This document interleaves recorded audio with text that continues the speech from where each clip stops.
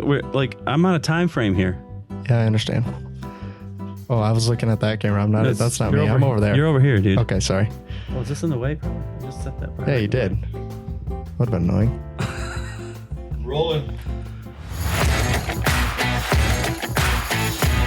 Hello, everyone. Welcome to episode 34 of the Slightly Serious Sign podcast. I have a new person sitting next to me, if you didn't notice. Made it. They chained me to my chair. He said he'd come on once viewership started going down, so we brought in the big guns for episode 34. So buckle up. I did want to say, so besides the live episode, we did episodes with guests, 19 episodes in a row. So besides the live one, this is the first one that we've only had Wensco people on since whatever that is, episode 17, 18, 15, 12, somewhere in there, like a long time ago. So we did it. And then we ran out of people and we had to bring on Tony. So yeah, it's dying. The bottom of the barrel. Here we go. Yeah. Do we have anybody at the shop today that can talk? Let's get Tony.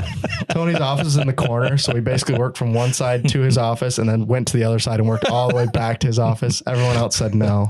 His office is the furthest office from my office. Yeah, it's true. So we went both directions and tried to find somebody. I don't even know. It was really just somebody that would want to come on. That might have actually been the problem. So, and Tony probably didn't also want to come on, but he gave in. So. I've held out long enough. Yeah, it's time. So we're bringing Tony on. We just did an awesome trade show last week. So we were going to talk about our trade shows dying. So that gives you an idea of how that show went last week. So there's actually two shows last week. So we did one in the cannabis industry as a vertical market for us, and then you walked the GPX show in Indy. And it feels like from what we're seeing, a lot of the regional shows are at least slowing down. I'm not going to really say, I'm not going to say dying necessarily. Cause that feels a little harsh to some of them. The one we did. Yeah. Okay, sure. But, the other ones maybe not dying, but definitely slowing down and seeming like they're going to need to at least pivot a little bit. So that's kind of what we wanted to talk about. So, on our end, like we said, we did a cannabis show and we scanned 6 leads. Yeah. 6 leads. It was in downtown days. Cleveland. And, we were expecting a pretty good show. It seems like there has been a lot of movement in that industry in general. So we were pretty pumped about it. And like Tyler said, I didn't even attend the second day because there was nobody there. So yeah, it's the only show I've ever been to where we tore down the booth early. Yeah. And we had to force our way out of the show because they weren't even going to let us pull our stuff out of there, but we pulled it off. Yeah. So that's how ours went. And you walked GPX. What did that look like from your side? So I walked GPX Indy. It was small. It was really small. And my whole purpose was how many sign guys are here or how many something related to the sign industry outside of t-shirts. Yeah. And the reality is there was one shop there that did signs, that did wholesale signs. I talked to them. But other than that, everything was t-shirt. There was one of our competitors there that had one printer there. But other than that, there wasn't anything outside of t-shirts there.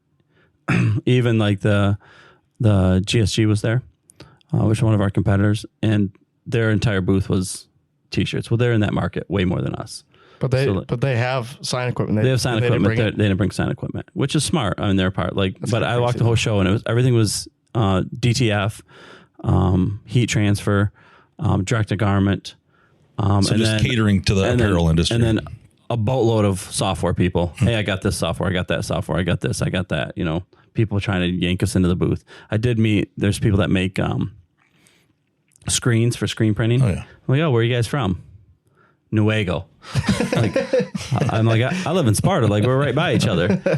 And then I got to talking to them, and they actually own a big screen print company. It's like, no wonder you can't sell equipment. You can't burn at both ends right there. And then the very next person we talked to she was a software thing. She had a suite. She had like a 90-inch touchscreen in her booth.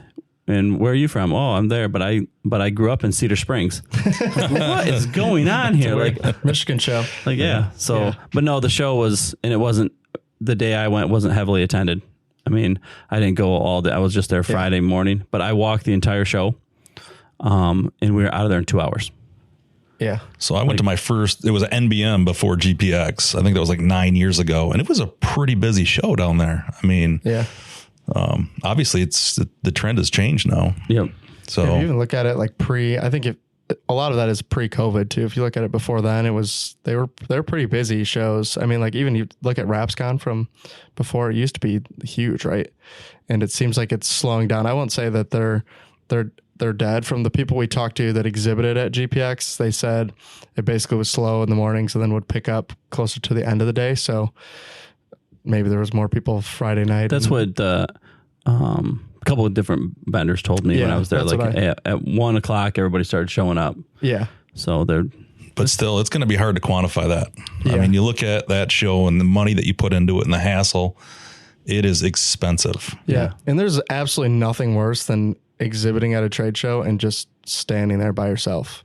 Like, and sometimes that might just be hours, right? That might just be, hey, don't do the show from 9 to 5, right? Like, don't make me sit here for 7 hours when really it's busy for like 4, right? Exactly. Like that's the purpose of our open houses, right? We go 1 to 5. We go 10 to 2 or whatever. No, 10 to 2. Cram everyone in. Yep. Pack them in tight, get in, get out, get your knowledge, and we got to get on to the next show. Yeah. That it would feel, and you also feel way better as like, right. If I do a show from 10 to 2 and 100 people show up, that show feels good. Right. 4 hours, I talk to 100 people. If I do a show from 9 to 5 over 3 days and I talk to 100 people, that's a bad show. Even if the cost was the same. The reality is that is a waste of time. Well, even that, the people that are working the show, like especially our open houses, you have jobs outside of working an open house. Yeah. So like give them time in the morning, check emails, get done at 2. Absolutely. Then get their emails to the end of the day. Like make it easy on everybody. And we do too, right? Yeah. Like we got to get our emails and we got to get other branches. We don't just have, it's just that branch today. We have multiple branches to cover. Yeah. And we say that we say these regional shows coming out of, we all went to Print United and that show was, I mean, it was packed. Fantastic. I mean, most of the vendors seem happy. Some of them were way on the outskirts and you got a little unlucky with how location that show plays itself into that role. Yeah. A little How bit the there. whole layout of that show worked, which that's its own debate on its own, which we already talked about. But, other than that, like it was a busy show. So I don't think we're saying trade shows are dead. They're definitely not. I mean, ISA was busy in April and Print United super busy in Vegas. What other industries do you think that trade shows are still very necessary? I mean, I think in most of the industries, you probably have your big trade shows that are still important, right? Like construction. Well, look at the big ones like CES, Consumer Electronics Show. I mean, that's going to be huge every year. Yep. Construction equipment, huge. Yep. Yeah. But I think regionally, it's a lot harder. I mean, everything's gotten so expensive that it's like the main thing I think you're going to see is you're getting way and way less vendors at these shows. Like you said, it's small. It's really easy to walk. If I go to a show this year, right, and I can walk it in 25 minutes, I'm not going to go back in next year and be like, that's a waste of my time. And that's kind of the death spin they're in, is they're not getting vendors to come at the shows. So then people aren't coming back. So it's not appealing, right? But one of the reasons for that is it's gotten so expensive, right? You're talking booth space. Travel is ridiculous. It's twice what it was 2 years ago now. Like hotels used to be, our average used to be like 120 for us to stay at a Fairfield. We're probably at like 220 now. Yeah, especially when there's a show going on, you stay close to the show. Yeah. I can say Indianapolis was not. We stayed at the Fairfield right in Indianapolis downtown, and I was 110. There we go. And the hotel was half empty, and it's right next to a trade show. Yeah, that's not a good sign either. Oh. Yeah, you'd like the hotels at least be and packed. normally, years ago when you couldn't go into Yard House and eat because everybody would bring their vendors and stuff. We walked right in, sat right down. Yeah. Like there was wide open tables, so it wasn't like the town suffers too, right? Yeah. Because they're especially right around trade show, they're supposed to be packed. Yeah. It's a lot of their revenue. So, well, and it's a hassle too to deal with some of these people at these events. Listen, we can say it. We can say it. Yeah. I mean, it's no secret that they're run by unions, and they have certain jobs that they have to do, they can't do, and like there's certain things where it's like, listen, dude, I just need to carry this box from here to there. Just close your eyes and let me carry my own box. Yeah. Past this threshold. And no, I got to carry the box this 5 feet for you. There was one show where they wouldn't even let us pull up to the dock because we didn't pay the union to get to the dock. Yeah. So Mike and I carried all of our stuff from the street on the street, down an elevator. We had to go upstairs. Remember? Yeah, Luckily we had stairs too. We had a couple younger guys with us that time to help us. Like we had like heat presses and everything. Like nope, we could not use their dock. Yeah, we had everything that we can carry too. It wasn't like we need no help. We can carry it all. Yeah. And like, no, like, oh, you can't roll that cart over here. Wait, you have the same cart. You have the exact same wheels, the exact same cart. It's the same. Like what? So the last show we just did, we had a pallet jack, right, to haul a piece of equipment in. That we wouldn't have been able to get that pallet jack into the show. Oh, no. We dropped the machine and rolled it the rest of the way. Yep. But if we had tried to roll it in with the pallet jack, they would have thrown a fit. Yeah. It's just like Why? the most random rules. Can't have carts. Whatever it is. And this isn't everyone, right? Because like we said, we just did this one. They wouldn't let us in the building to tear down the show. And eventually we ended up getting in. The one guy throws a fit. The other guy just literally was like, hey, we got it. And the union guy comes over. He literally pushes the machine into the trailer for us. Like, hey, let's get this thing out of here. And so it's not everyone. And I don't even think necessarily it's them. I mean, some of it might be, but some of it's just like, we have these rules. My job is to make sure that we follow these rules. That's my whole job here. So, well, I think sometimes too, like, well, no, I can't help you. I got to unload this entire area, but 20's a 20. Yeah. Yeah. It's like, give him a $20 bill. And next thing you know, you have your crate first. Yeah. Like, so it's like, just some of the most random. Yeah. But we say that to say, like, if you're already having a hard time getting vendors to the show because the costs are high and there's not a ton of attendees compared to what it was before, we're not getting sales at the shows like we were before. A lot of it is people just coming to look and buy later, which makes it hard to, on the marketing side of things, to say like, hey, was this show worth it? Be like, I don't know. Technically, we didn't sell any equipment. I mean, maybe we'll sell it later, but at the show, we didn't sell it. So how do you quantify all that with also how difficult it is to actually just go to the show and set up and tear down and ship it in, all the weird rules that are with that. And shipping is not fun either. It's super expensive. And I mean, literally at RapsCon, we shipped on a skid and we got boxes in our booth. I didn't even know if we had all of our stuff. Like it literally just, the skid didn't make it to the booth. Well, so. I remember we gotten to the point now where we go and we'll hit the Walmart up and buy a little TV monitor and just leave it at the show because it's cheaper to ship. Yeah. It's literally cheaper to buy a TV and table at the show than it is to ship it in. And then literally leave it at the show. We leave it there. Yeah, you don't want to ship because you don't want to ship it back. Well, that's same. What was if you ship it back, you're gonna have to ship it to the next show, and you're gonna lose your money. It was RapsCon that our skid was in the wrong booth too, right? Yeah, and it was clearly marked what booth it was supposed to be in. Yeah. It was clearly in the wrong booth. Lucky it was somebody we knew. Yeah, so we found it fast because someone's like, "Hey, we got your skid over here." But like, yeah, it's Yeah, luckily their system for tracking is actually pretty decent. So once I gave them the actual shipping number, they then knew where the skid was.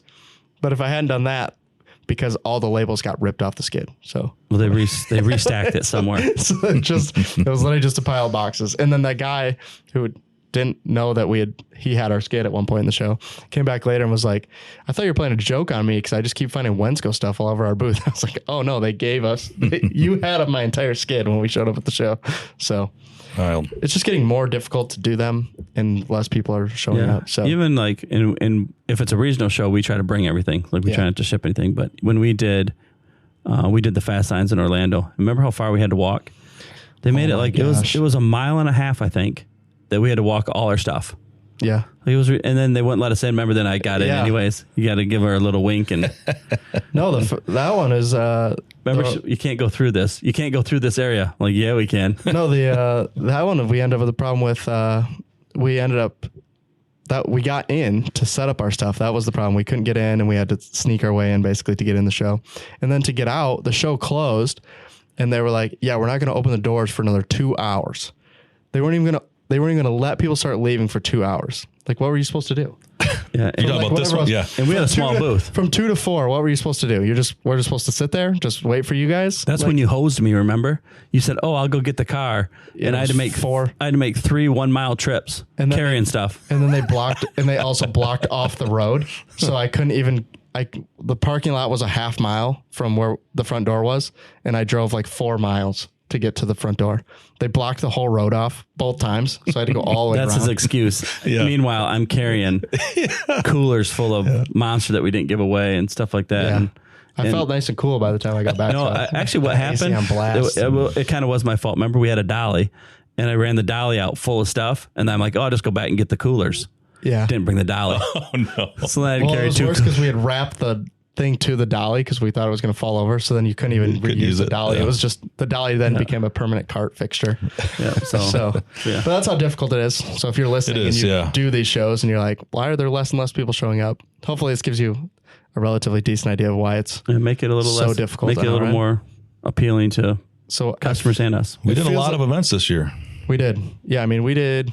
I don't know. I should have wrote the number down. And we're doing fast signs coming up too, right? Yep. So we did, I don't know, 10 plus shows this year, I think, which seems crazy, but we were trying to see which ones are worth it for us to do, right? And some of them are definitely worth it to do, and some of them are like Signorama show.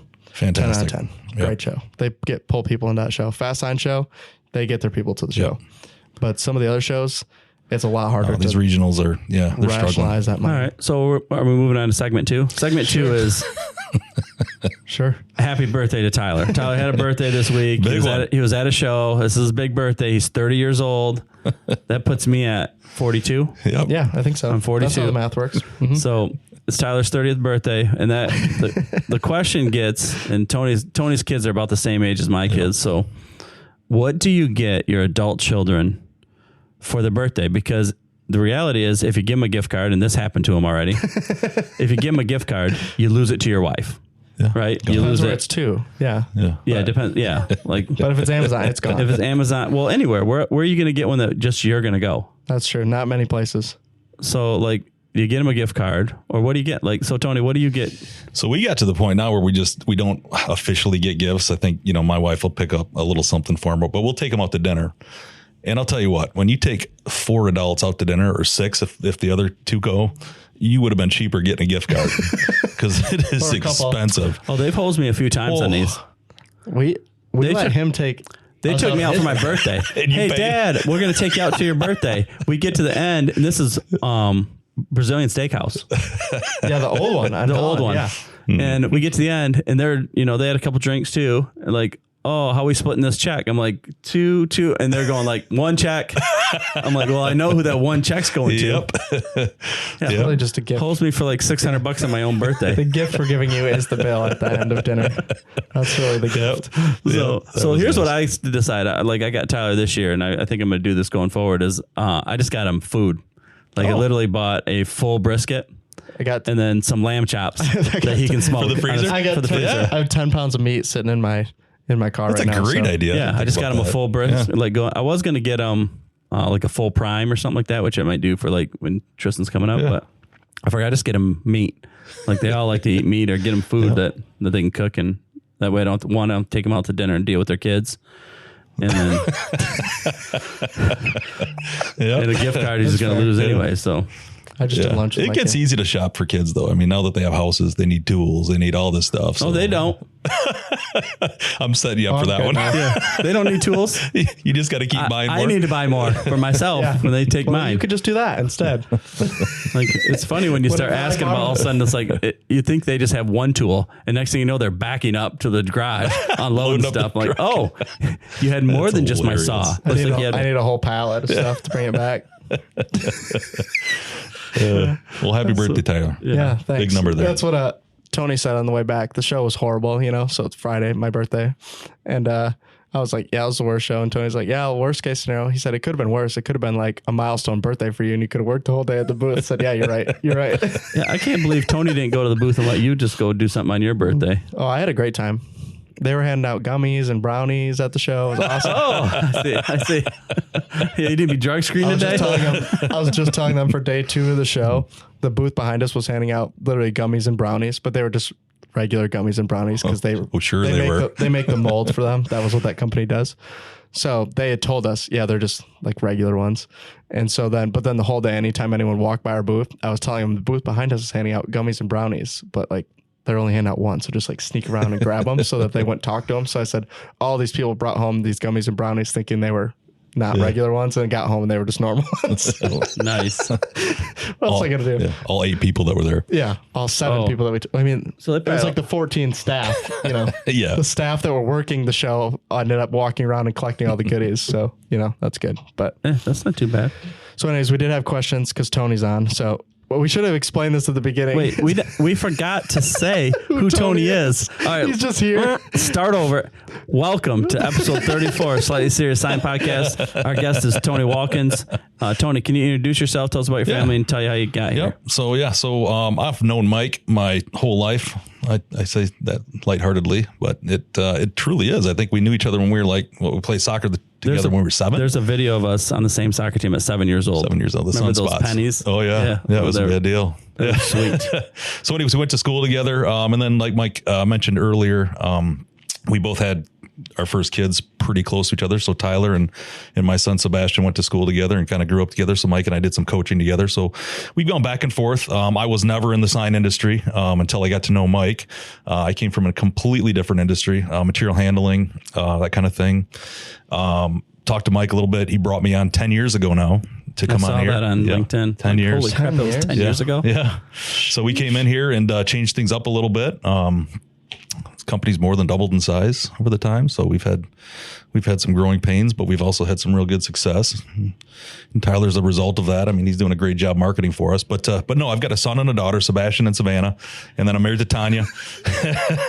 Tanya's he was going to pay you. If he'd give me money under the table. That's the best $20 I ever spent. So, but it's been awesome. 10 years. It's been fun. Love this industry. Got to know a lot of very good people. We're going to continue to kind of push the needle a little bit forward here. So yeah, that's it, I think.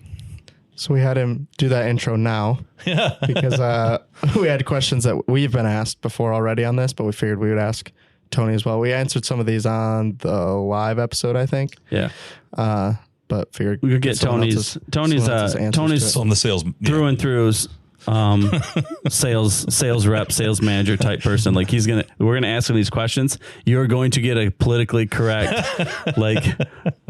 Listen, there's a lot of sales rep answer right here. Opportunities out there. Let me tell you. All right. What's the opportunities? Let's start with what's the best part of the sign industry? Well, it's the people. I'll tell you what, man. When you're dealing with the people that are in this industry, we talk about it all the time. It's arts and crafts every day. That's what they do. So it's hard to be angry, I think, when you're putting stickers on stuff. In previous industries, when I was in sales, I'd go into the place. If you walk by a no soliciting sign, a lot of time they'd throw you out. Say, hey, can't you read? I've never had that happen once in this industry. Most of the time they'll come in, I'm real busy. You'll be leaving 2 hours later. You'll know all about them. It was like one of your first weeks. Yeah. When we walked in, we don't have time for you. And I just kind of smiled at him. Next thing you know, it's 3 hours later. He's chasing us out in the parking lot. We're trying to get out of there. Yeah. He wanted to come with us or something. So no, it's the people. It's a great industry. It's been a lot of fun to play in. So. All right. Next question is, where do you see Wensco in about 5 years?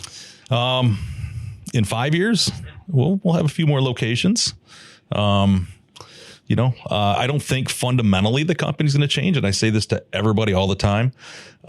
We do a great job of interacting with our customers. All right. There's a lot of players out in this industry, or I should say a couple of players in this, that are pulling people with experience and knowledge off the streets. That's not Wensco. I say that to all the customers too. It's expensive to have people out there on the street, sales reps. But there's a benefit to it. It's got to be a value. And that value is having these people, like we're talking about trade shows, all of our sales team and some of our inside folks too. They take a lot of pride in knowledge. Okay. They share that knowledge. That's what they're for. Tyler had a stint as an outside salesperson. You get to see that. I mean, you have to have, a good understanding of the products that you sell. And that's what we do. We pride ourselves on that. So I don't think it's going to change fundamentally, but I think we're going to continue to expand because people want that. Yeah. I mean, I think we're running into places where our competitors aren't putting sales reps on the road. So they're only getting phone calls.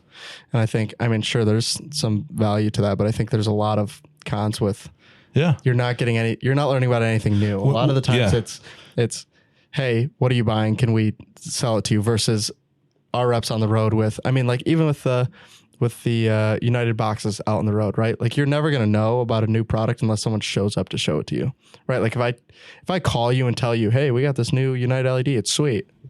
Well, we have manufacturers now that are hiring people to do our jobs effectively. Yeah. And you guys have talked about that, I know, a little bit. Yeah, but that's my biggest worry about this industry is, as some of the bigger players are requiring manufacturers to go out and do the job that we're supposed to be doing. Right. At what point do they not need us? Right. That's just at what point can they just they're going to hire people to go out and sell it? Amazon can deliver it. Like some of these bigger players don't realize you're eliminating your own jobs. Yeah. Yeah, and, exactly. And right. maybe they don't care. Maybe they plan on selling, but we don't plan on doing that. Like we're going to plan on fighting until the end. Yeah, they might not realize delivery might actually be the easiest part of this. Yes. This whole thing. Like in terms of for somebody to come in and take it from you, that's not the hardest part, right? There's a lot of 3PLs out there now. I mean, most of it is all another company delivering another company's product, right? So if that's all we do, then someone else can do it and probably be cheaper than we are. So Yes. that's kind of where we might run into issues. If there's no value on our side of things, then the manufacturers are just going to go direct. Exactly. They're going to have no other option. Yep. So we're not going to be those people. We're always going to take the time to train our people to go out there and be those educated folks that you can ask questions of. So yeah, we'll just continue to expand. Yeah, I've been thinking about this all day. I've been praying. Will, this is a week later, but I've been praying for you all night because I know Don Long's riding with you today. So hope you're doing. You're in our thoughts. Yeah, Yes. You've been with him for 2 hours now. You're in our thoughts and prayers. So anyway, I hope he makes it. Yeah. Don called me late last night. Like he just needed someone to talk to. Don, love you. Yeah. Yep. He'll comment on this video because he always does every episode. All right, so Tony, here's the next one. What makes a good outside sales rep? They have to care. Honestly, I'll tell you what. And you have to have work ethic. It is getting so difficult to find good people that are going out there. You have to be money motivated. All right.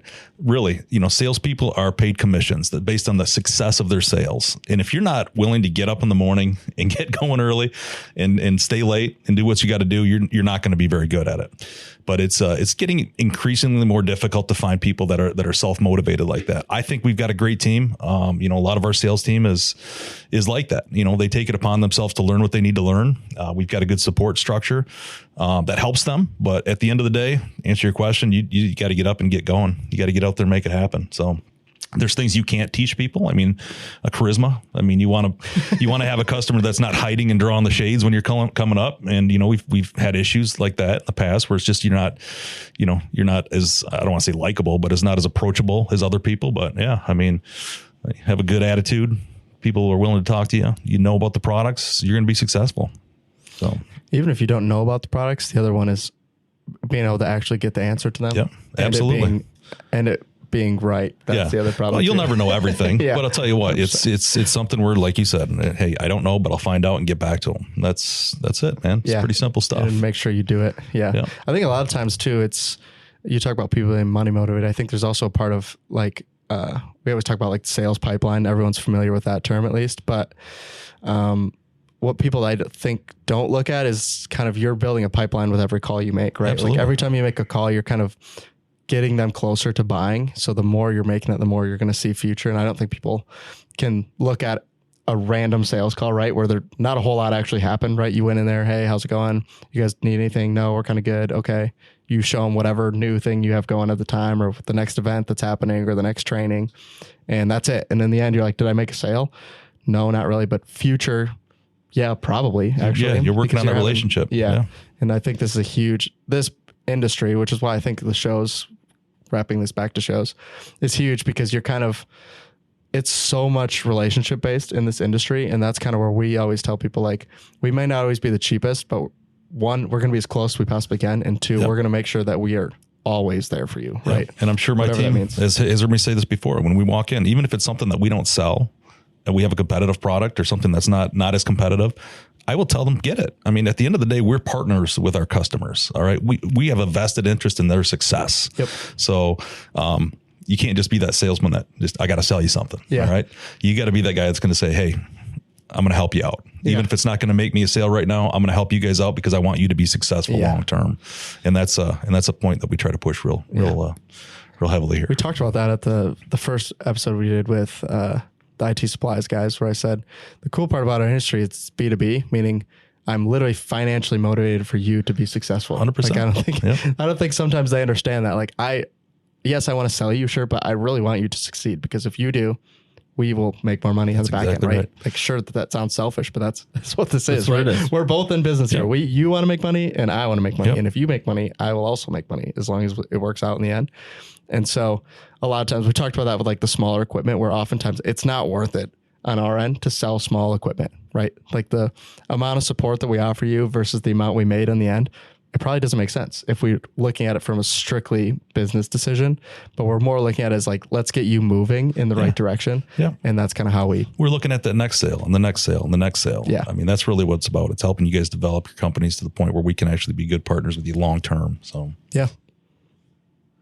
Next Okay. question. You got questions. Sorry. We're looking at you. Well, I didn't know if you guys were done like talking. Oh, I could go on for a long time. Sales rep talk or not. Like I just heard a bunch of sales rep talk is all I heard. So what makes a bad rep and who is he? Can we beep some of this out? A bad rep is the opposite of what I said before. It's somebody that really doesn't care. You have to care for your customers, honestly. I love it when when you walk into a shop and the guy's eyes light up because you're there. He has a question or a problem. It's fantastic. On the other side, like I told you, we've had a couple of them where I think, they look out the parking lot, they see you waddling in, and all of a sudden they're locking the door, drawing the shades because they know you're not sensitive to their needs. All right. Yeah, it's not an 8 to 5. It's not. It's not like, it's 5 o'clock, I got to go home. Or it's 8, I better get on the road right now. It's more than that. It's you got to care about what you're doing, how you're doing it. Yeah. And it's tough. I mean, our reps, there's a lot of sign companies out there. I mean, there's 500 or 600 accounts assigned to a rep. There's no way you're going to see them all in a timely manner. So you have to be organized, and some people struggle with that as well. So, but you can't do anything if you don't get up, get going early and get back late. That's what it's about. You got to put a solid day in. So anyways, you didn't want to answer the second part of that. yeah, we'll cut the mics here. We'll have a good discussion about that offline. And we're back. Thank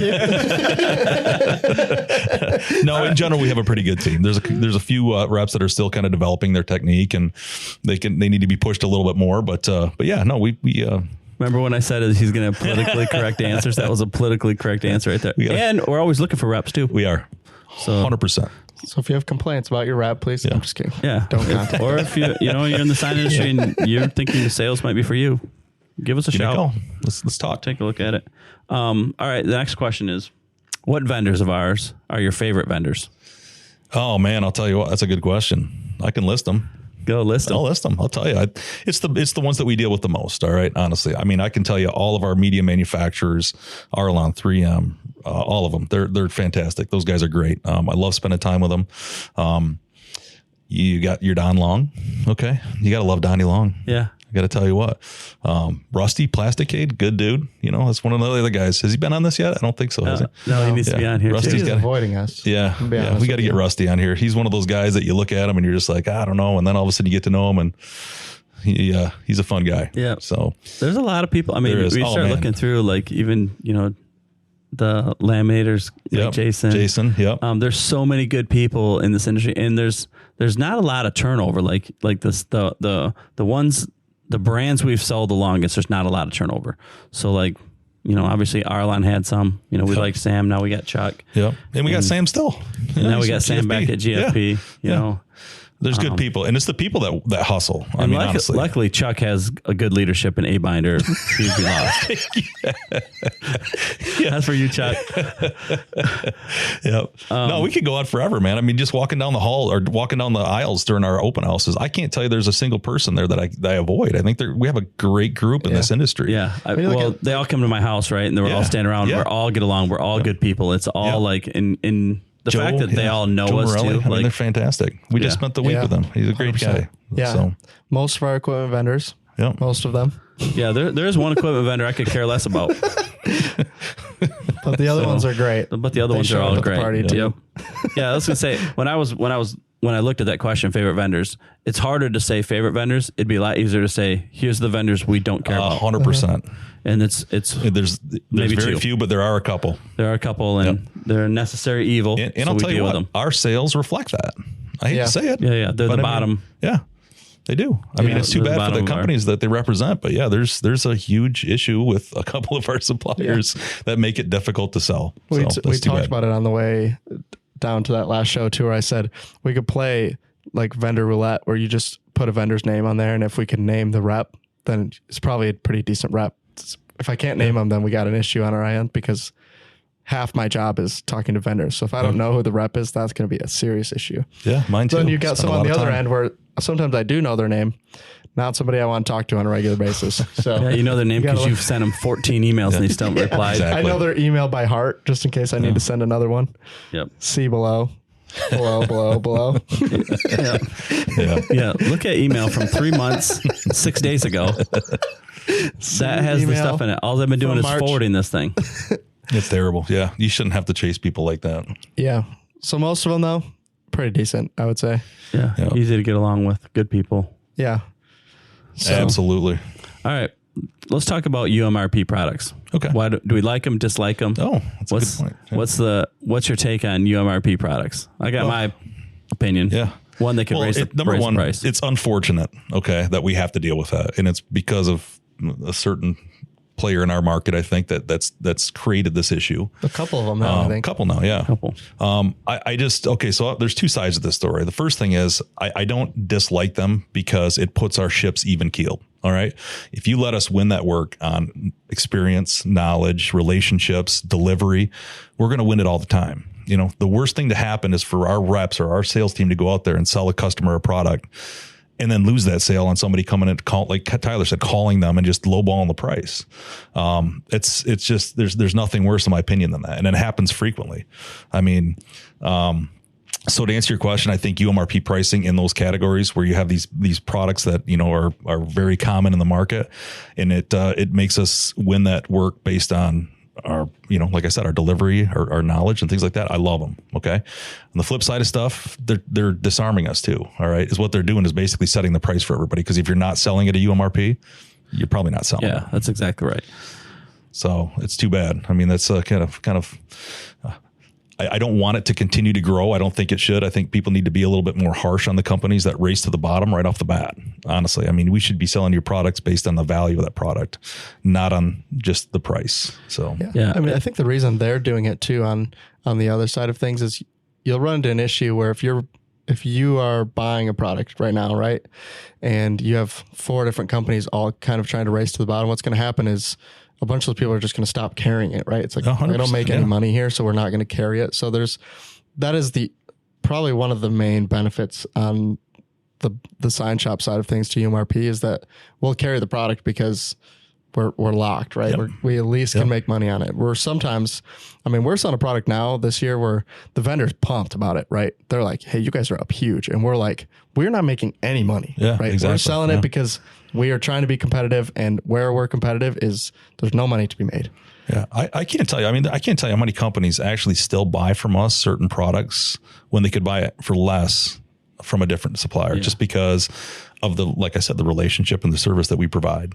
So like I say all the time, you know, it's what's a couple bucks between friends, and that's what it comes down to in this. But it's unfortunate that they had to get to the point where you had to put a floor on the pricing. That shouldn't be. So, But with that said, with those vendors that have that, you know, UMRP, the UMRP products are number one selling products with those vendors. yep. For the fact that like we can walk in and like we're obviously adding value and like, okay, well, what are you getting from this current guy? Nothing. Like they ship it to us. Like, Sometimes it shows up the beat UPS up. it, beat up, and they don't care because it is what it is. So it's just, they're fast growing, but yeah, like the same thing. We're growing with this one company just because we decided like, hey, look, we're just going to match the price. We ain't going to beat the price, but if they're going to sell it for that, then we're just going to match it. And we're never the company that comes in like, oh, well, we can beat their price. We're like, Nope. We'll match it, but we're not coming in to lower anybody else's price because like I said, sometimes we go in a little bit more. And Yeah. we still get the work. we do. That happens often. 'Cause, you know, everything comes through my desk, and I'm like, well, let's just go a few points higher. And like, if Still they get buy it, then they are your friend because we have one sales wanna rep here deal with us. that'll write like the reason he needs this is he's making friends. Like that's literally what he writes on the contract thing. Like, why do you need this? Who are we competing with? I'm just making friends. So I'm like, okay, well, you know, $50 among friends should be good, and he gets to work almost every time. Yeah. Yeah, some of those products become loss leaders for us. That's really what they are. So it's like I said, it's unfortunate because it's some of the most popular items out there. So, Yeah.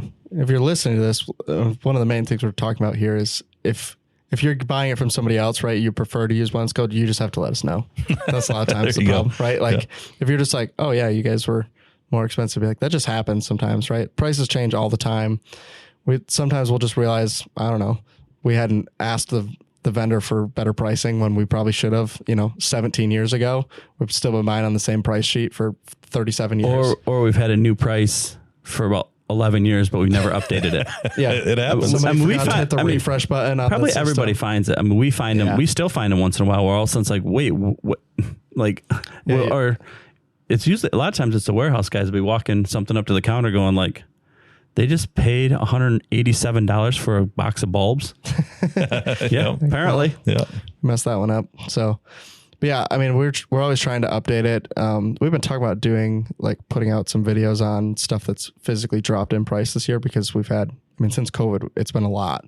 I think we talked about it like, oh, nobody's ever going to drop it, right? They're committed to this new price. Well, even our right Coral packs, what is it, 162? Yeah, which they were 205. Yep. So that's 100 step stakes and 100 blanks, and it's 162, and it was 205. Yeah, so we're down, 20% on Coral packs from COVID. So that's just one example, right? I mean, Coral's down too, obviously, and step stakes are down. That's how that works. Coral packs is one of those products you hate as a operations guy because fills up the van. And even as my role here, like it fills up the van. And when you're talking $162 for 3 boxes of something, you can fill the van in a hurry and not make much money on that van. Yeah. So like, don't buy a lot of them. Just buy enough of them. Or buy a whole skid. Or buy a whole skid. We run it different. Yeah. Buying a skid. It's one of those things like even like step stakes and stuff. It's like, it's such a low selling item, but it's bulky. Yeah. It's like operations wise, it's like, we don't like it. Yeah. Because we want to put the money on the truck. And that's this year is just Coro and steaks. That's all we do. I mean, it's election year, right? Like we just nonstop every day. We're like, we should stock up because we're probably going to sell more. And then all of a sudden, 3 weeks ago, there's apparently a meeting that's like, hey, you know how we stocked up? Yeah, we don't have any. Yeah. So, I mean, I was in Iowa on Saturday bringing back step stakes because we're running low and we had hundreds of thousands. Yeah. And we're running low and it's just like I'm running on a Saturday run off. Hey.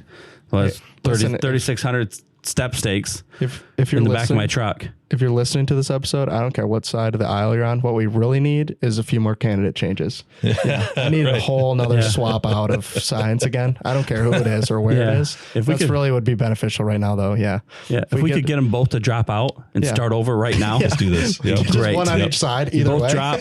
Yeah. Yep. Both change your VPs today. Yeah. Maybe twice, actually. Yeah. Do it again. Do it again another month. That'd be ideal. Yeah. Yep. It would be awesome. We sell a lot more step stakes that way and a lot more Coral signs. And you guys would make money too, so it's a win for everybody. All right. Maybe we could start something like that.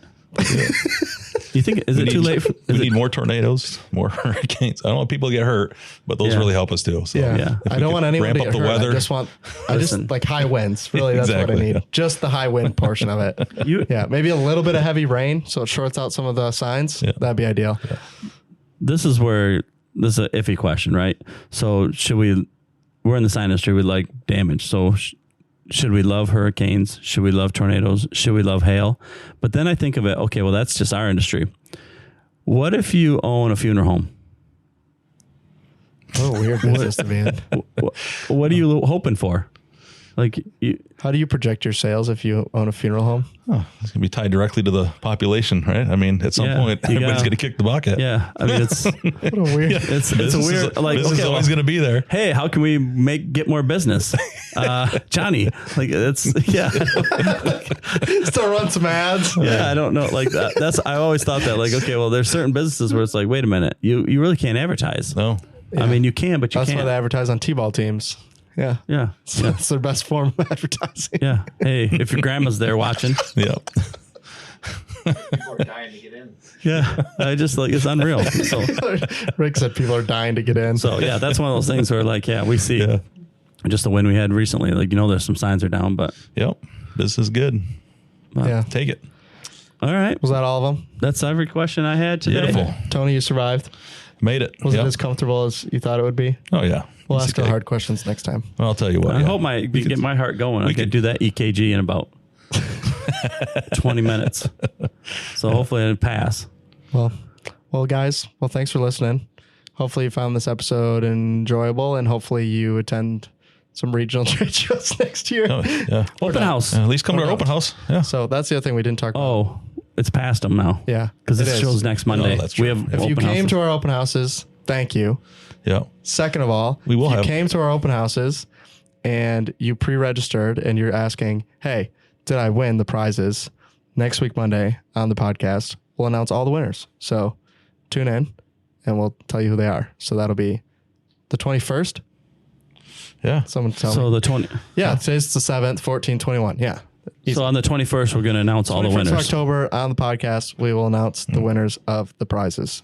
And Tyler's still here because we did have a success at the first open houses. Yeah. Like there's a firing still working here? threshold that like if you don't have this many numbers, and I think we had 500 people through the first 3. Yeah. There was a chance in the Cleveland Open House about the first few hours was where I tight. thought I was It was walking getting home from tight. Cleveland. And Yep. let me tell you, that's going to be a long Yeah. walk. It's 4.5 hour drive. Yeah. So Listen, and why we're right here, like, okay, we see on LinkedIn thousands of pictures of other people having open houses. Please put, if there's actually anybody there, can you put a Some picture of people in the like pictures. the people in the pictures? Like, don't just take a picture of a booth with one guy standing in front of it. There has to be more people than that. yeah, you'd hope so. Like, but if you scroll through, I challenge you all, scroll through LinkedIn Yeah. pictures and look at some of these open houses, not Wensco, that have nobody in them.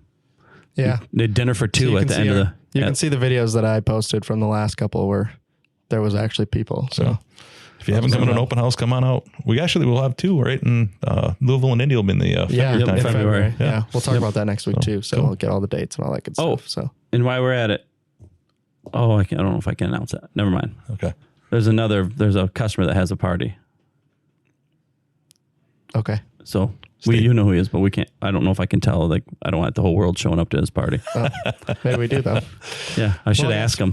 Longest outro of all time. There you go. That's not true, actually. The Brothers one was like 75 minutes of outro and 2 minutes of podcast. So thanks for listening, guys. Hopefully you enjoyed the episode, and we'll see you next time. All right, thank Bye. you.